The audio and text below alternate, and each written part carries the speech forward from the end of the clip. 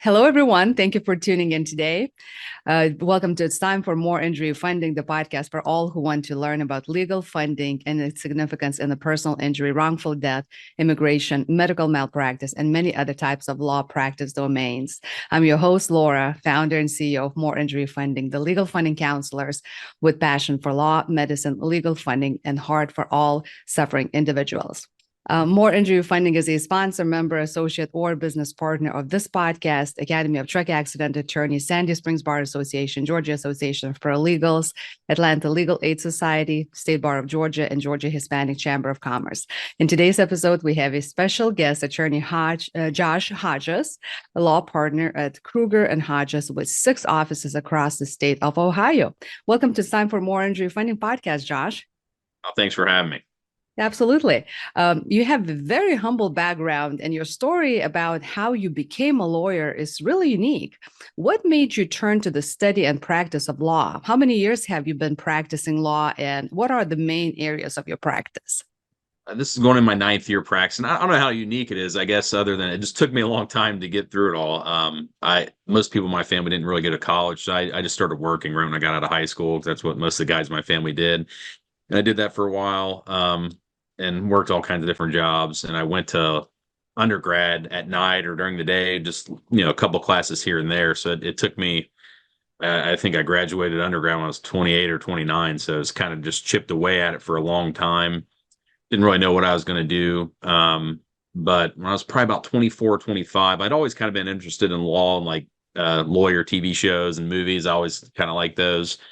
But I didn't know any lawyers. I just figured they were maybe smarter than me or my family or whatever. I had a lot of like self limiting, beliefs, I think, when I was younger. And I actually got picked for jury duty, and I was kind of excited. Most people kind of dreaded, but I was like, this might be cool. So I had to go sit on a jury for 2-3 days, and I watched these 2 attorneys put on this case, and they did okay, but I was like, these guys aren't like geniuses. I could do that, So that was kind of the day I realized I kind of wanted to actually go for it. And so finished up the last couple of years of undergrad. And then I went to law school. I quit my job to go to law school, went full time, and then started at a big law firm in Cincinnati. And then 2017, left the firm, started working as a solo. And then I've teamed up now with my partner about 6 years ago. Awesome. That's a great story. And you differentiate yourself from many other lawyers in the state of Ohio by surrounded and the surrounding states in that you have a heavy and constant online presence saturated with remarkable video content, anything from tips about your areas of practice to challenges with insurance companies down to your wife's cooking lessons, workout videos, travels, and everything in between. Can you, Josh, share some insights on the importance of video content for law firms in today's digital landscape? I don't know about workout videos. I might have done one of those. Mostly it's food. My wife's videos do better than mine for sure. But yeah, it wasn't something I started doing right off the bat either, is what I tell someone there's a lot of attorneys probably scared to start, and I was too. I definitely was not a natural at this. The first few videos, I look at some of my older videos and I just kind of cringe because I was over preparing and trying to be perfect, like a lot of attorneys just try to be overly critical of themselves. And, with time, I just kind of got more comfortable and just started being myself more. The first few, I was in a suit every time and tie and trying to be, speaking clearly about whatever it was. And I would retake it, trying to get it to sound just right.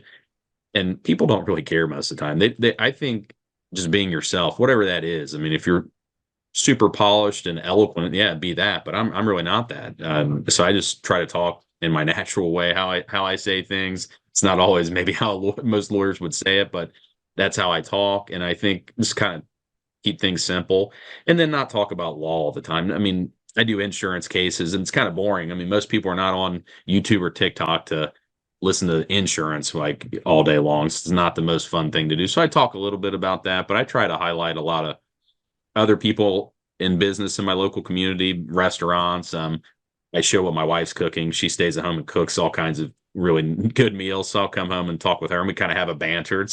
It's really us, but it's kind of put on too. Like I just pester her with questions like an annoying husband, and she gives me, whatever answers a wife would give, and people kind of see that we're, real people.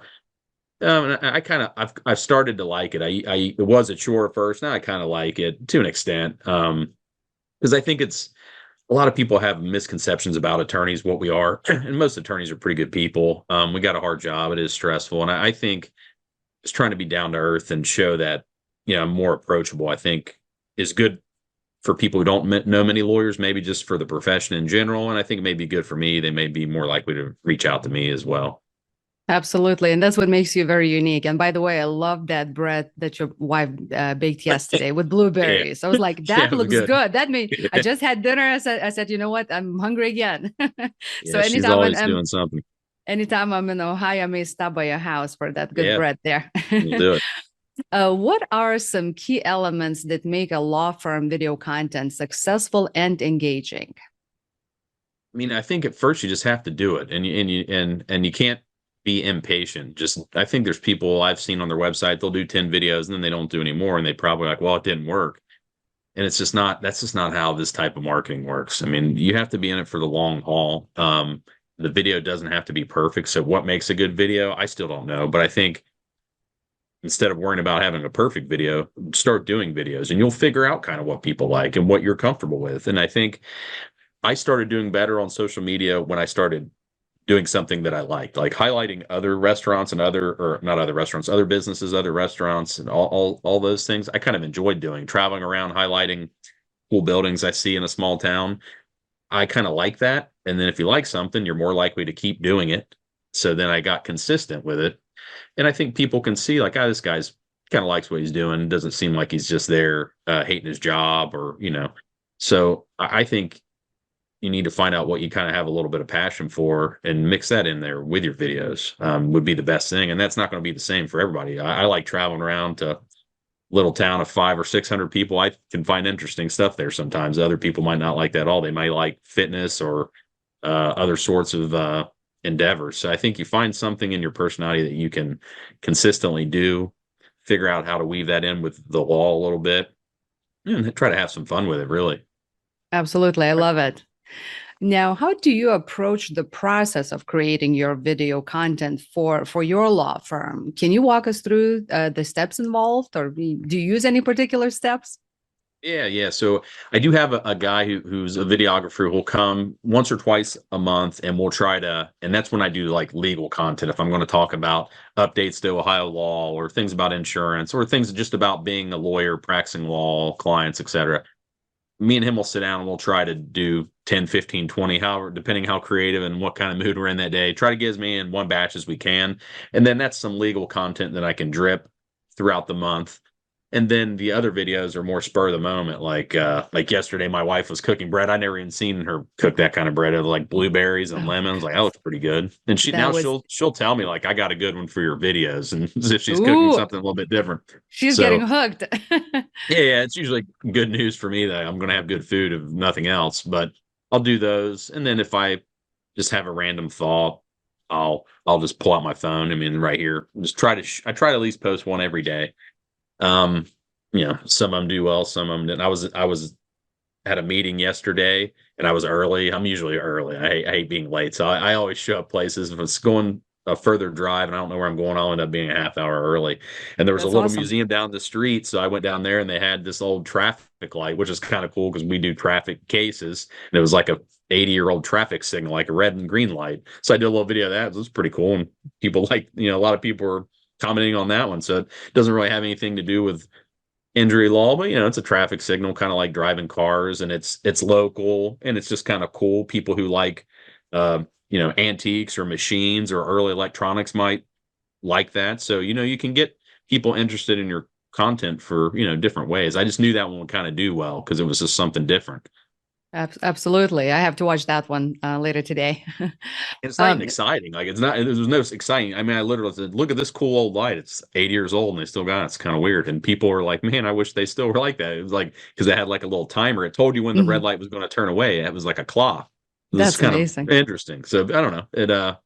Just find things you find are interesting, and I think just know that whatever I find interesting, there's tons. Most people probably won't find that interesting. That's fine. But the people who do find things I find interesting will kind of like me, and then I'll have a little group. So it you don't have to appeal to everyone, just appeal. If you get 1% of people to like you, that's pretty good. That's a lot of people. Absolutely. And you have a very curious mind, and that's what makes you unique, I think. I'm sure there are some common challenges, hurdles that you face when producing your law firm video content. What are those challenges, if any? I mean, early on, I think just I've already talked about trying to overcome the perfectionism. I got over that, and now I just making sure I, post them. Sometimes I'll just be like, dang, it's later in the day. I haven't done one today, so I need to think of something. Some days you're not feeling as creative. Um, the batches I do with the videographer, making sure I'm going and I post them myself to TikTok. And then I think one of the challenges that I used to have is I would want to use that video elsewhere. Like I'd want to put it on Facebook or YouTube too, Instagram. Going around and doing all that myself would have been and was a lot of time. So now I have people like I'll put it on TikTok, and then I have a team that puts it other places. So you get more bang for your buck, same video. But that is a lot of time if you're doing it yourself. But it's kind of dumb not to spread it in other places because you already did the video. So that's something that would have been, a big hindrance early on when I couldn't afford to hire people to help me with things. And I was going to ask you next, actually, you kind of almost answered that question, but how do you overcome those hurdles? You mentioned by having a team who helps you out.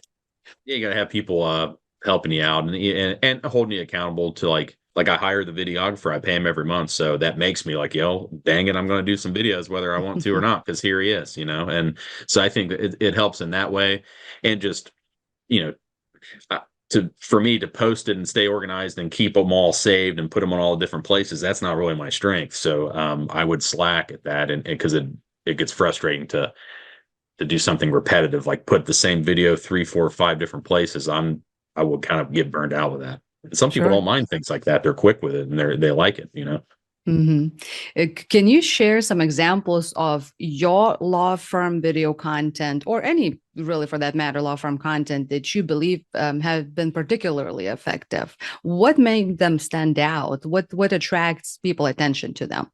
Yeah, I mean, I'd say a mix of, the local things, especially for me. Like I'm in a lot of smaller towns. I'm not in Chicago or Atlanta or New York City, where there's probably thousands of videos posted every few minutes in these towns, I would assume. But I go to some towns when I'm driving around Ohio that might only have 3,000, 4,000 people. And if I do a video about that town, yeah, most people are probably not interested in it again. But again, I don't have to be interesting to everyone in Ohio.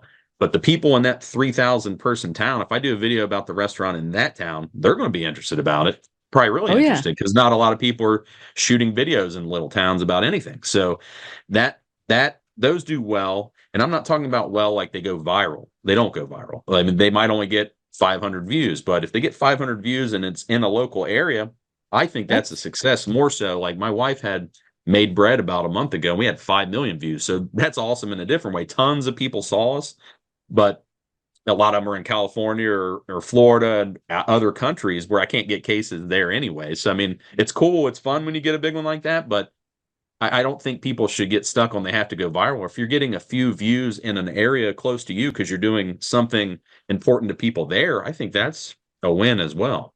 Absolutely. So those do well. And then my wife's cooking does, as far as views and content, the stuff me and her talking about her food does better than anything else. At some point, you may need to create a new channel, just, Hodges cooking channel, something like that. We should, but she doesn't want to do it. Like, she'll only do it if I'm asking her questions. And then people sometimes comment like, you're being annoying, but I've tried to where I just hit play and let her talk. And she's like, no, you got to be pestering me, because that's what she's used to. So like, I'll ask her I ask her stupid questions that a lot of times I know the answer to, and we just kind of talk back and forth. It's fun. Definitely. My daughter's usually in the background because she wants to get in it, and I usually don't let her in it. But people, it's different. I mean, you gotta have thick skin too, I would say. Like, there are people going to say negative things no matter what you do. I think I can't stand that almost all of the videos I've ever done are like positive in nature. Like, I don't get on there to argue or even take like strong stances on anything controversial, because there's plenty of people out there to do that, and everyone has the right to do that, and I think people should do that in certain instances. But like, that's not what I'm going to do. Like, plenty of people do that. I want to get on there and just say positive things or happy things. There's plenty of negativity, but there's still people in the comments say negative things. I mean, so you got to kind of get used to that, and don't what vast majority are positive. So I just look at the positive ones. Some of the negative ones are funny. Sometimes they're right. Like I did sound like an idiot when I said that, or I was wrong. I've said wrong things on there before. But you kind of have thick skin. Most lawyers do, I think. So you just kind of got to prepare for it. You are putting yourself out there, and negativity sometimes will follow that. Absolutely. Never lose that good vibe and that fire in you. How do you measure success of your law firm video content? Do you track metrics, anything like that, or do you analyze results? Yeah, it's a good question, and it's hard to track it. Like if you want like A video got me B client and I made C money off of it, it's possible every now and then, but usually that's just not how it works. I mean, people online, they take it's a complicated you know, journey for them. Sometimes they'll see a video, then they'll see a Google ad, then they'll see another video, then they'll go to my website. So I might track and say, hey, I got a client off my website. But if I really talk to them, sometimes they'll say, oh, yeah, I saw your videos too. But they didn't mention that to the person, my receptionist. They'll just say, oh, I called you from your website, which is true. But, what influence it has, I know it has some. And I definitely have had clients directly just say, I called you because of your videos. But most of them still come through the website or Google. But I know that local people are seeing me. And it's not, and I think one important thing is it's I like getting cases off of the work I do, of course, and it helps my business. But it's not just for that. For me, I really do like doing videos and highlighting some of these small mom and pop businesses. And I honestly would keep doing that even if I wasn't getting cases from it. I think at this point, at first, I might not have said that, but like I kind of like doing it and it's good for them. A lot of these companies, they don't have big marketing budgets like an injury law firm or a law firm does. So I kind of get something out of just shouting out people like that. They're going to like me if nothing else, and it's kind of fun. Gets me out of the office to go check out other places. You learn about different towns that I would have never, there's a lot of towns close to you that you never even visit very often. I think most people are that way because you get in your routine. So I like getting off the beaten path, and whether I get a track a case from each video or not, I don't know if that's how to work. And I don't even know if I care, honestly, at this point. How do you ensure that law firm video content remains informative and educational while still being engaging for your viewers? Yeah, that part's harder. There's some people online that do a better job with their actual legal content than me. My legal content does decent, but it's kind of mixed in with the local stuff, and it's usually the lower the views. But for me, I just speak plainly, like off the top of my head. Usually, the either the videographer or someone online will ask a question, I'll answer it to my best of my ability. But just trying to be like in kind of a laid back way where people can understand. I don't want to get real legalese on people.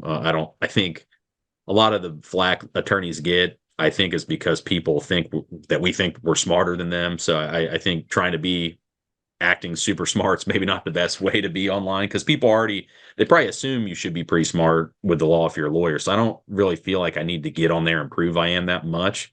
I think I try to prove more that I'm like likable and I'm trustworthy, which I am, but like people don't always trust attorneys or anyone for that matter. So I lean toward that, seem to be more likable versus trying to be ultra polished and smart. I don't think you have to be like that, especially on a platform like TikTok and videos.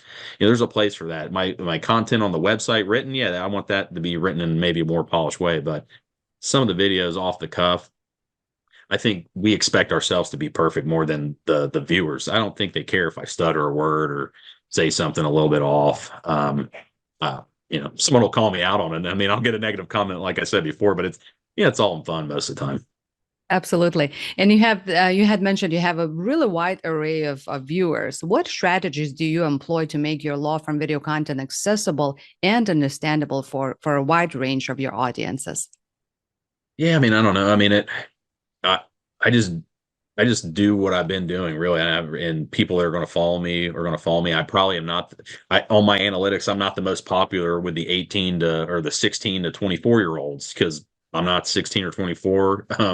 Some of them, if they are interested in me, it's because of the food things, because everyone gets hungry. But like, the thing I was talking about, like the antique traffic light, I don't know if that plays well with 16-year-olds, but 50-year-olds thought that was really cool. I mean, yeah, because it's, so try to do a little mix of everything. But I think being genuine and nice people of all ages can, I think they get a feeling like that guy's all right. I think with me, that's what I'm going for. Like that guy's not a bad guy, and he's local, seems nice enough, like to the community, to, you know, to his wife while she's cooking, you know.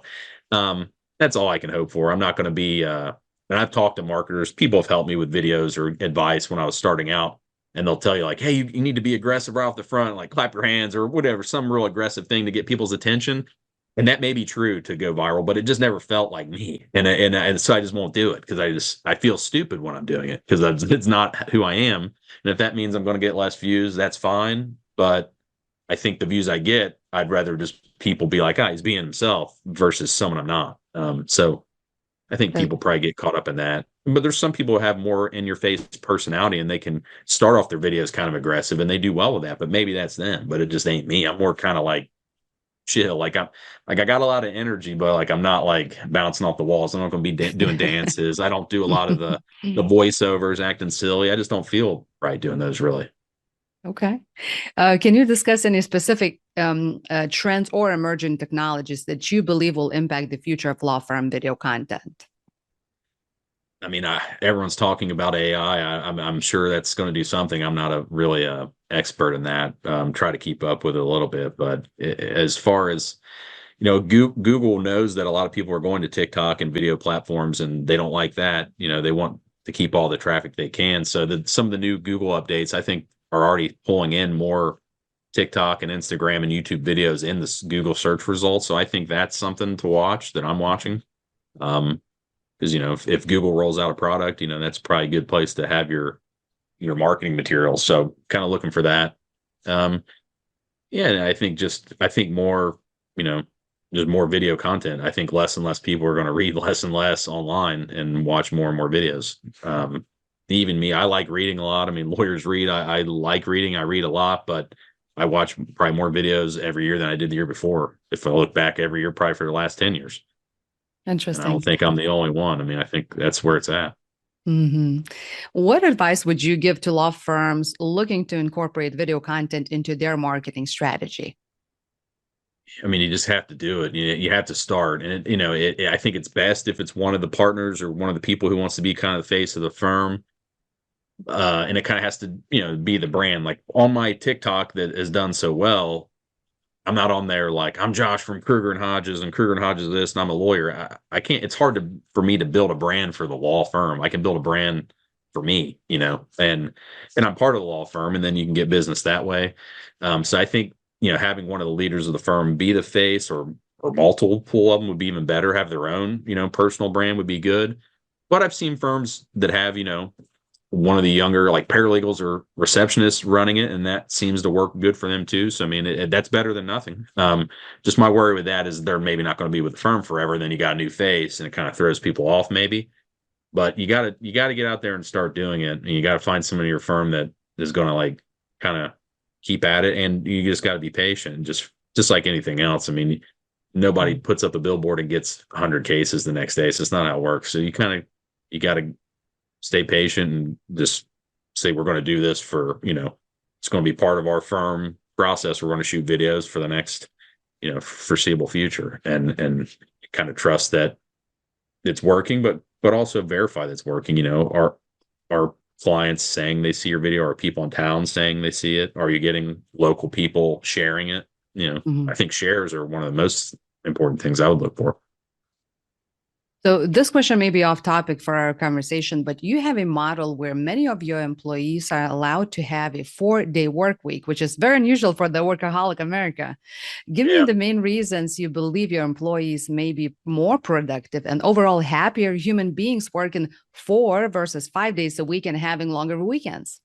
Yeah, I don't know if I've read some things saying people are more productive. I don't know if we've been more productive with it. I think we've been about the same, but I think that's a win because they definitely are happier. I mean, they get a day off, and I didn't pay them less, like cut their pay 20% or anything. And they don't work 4 10-hour days. They work 4 8-hour days. So they work 32 hours. So they get one more free day to do what they need to do in their life. And I think it's going to be important for me in recruiting. It's going to be important for me, and retention and having less turnover.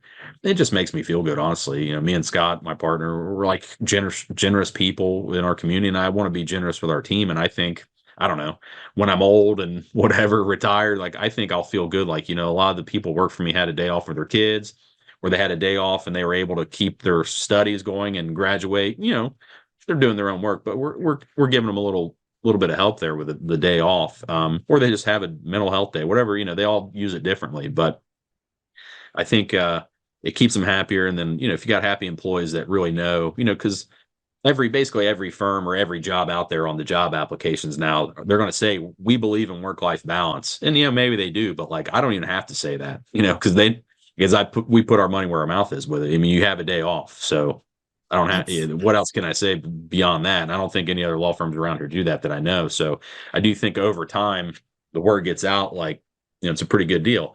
The flip side of that is the 4 days you're here, we can't be like messing around. Like, we've really got to get after it those 4 days. And, so you got to have people who are, A players, pushing, and they don't need like, me on their, on them to move faster. They kind of they got to move because of the deal they got, and some people are just naturally that way. And that's the people that we need. You definitely lead them by example. That's wonderful. Josh, you are also very involved in your local community. What do you do for your community, and do you reap many benefits by doing so? Yeah, I think some of what I do is the shouting out local businesses just on video, kind of giving them free press. I do a lot of that. My partner was on the school board for years and years, even before he had kids. I think he was on there 8 or 10 years, which is a lot of work. The board of education. I'm on some nonprofit boards. We give a lot of, money and time away. We sponsor pretty much everybody who asks me for anything. I don't think I hardly ever tell anyone no, which, can get out of control at some point. So at some point I may have to, but I don't like doing that. I've lived here my whole life. So Scott, and we have a couple other offices around. So we really try to do our part in those, towns too. We've hired a couple people who that's their main job, is making sure we're doing community outreach and doing good things in the community. Because we start out doing ourselves, but we get bigger, you get stretched thin. And I felt that about 2 years ago, like I'm not doing as much as I was before because I'm getting other obligations because we were growing. So I've hired people to kind of fill in the gaps and make sure I'm going out there. And if I can't, they go, so it's kind of a commitment that you have to give back. And then every year we look at our revenue and we decide, like, we gave this much away to charity and events to sponsor nonprofits, whatever they got going on last year, and we've grown. So now we should give more, it's just kind of part of the process. And so you kind of also partially answered my question, but how do you stay connected with the needs and concerns of your local community while practicing law? You just got to be kind of out there. If you know a lot of people, people are going to tell you if they need help, especially if they know you've helped people in the past. I've either helped them, the same people we've helped in the past may come again, and then the word gets out. And we just try to, and through our employees too. I haven't done this yet, but I want to start getting some of the employees more involved in directing some of the giving we're doing. Like, what do you guys want to do? Do you want to go do this? Do you want to do that? So I'm not always making the decisions who we're supporting. Then it's kind of two birds with one stone. They're more involved in it, and it's less things I have to like be decision maker on all the time. So it kind of would free me up a little bit too. So there's lots of ways, and it just has to come from a good place. I think it's fun. I always feel good when we support something. And do we reap benefits? I think we do. People know we're nice guys.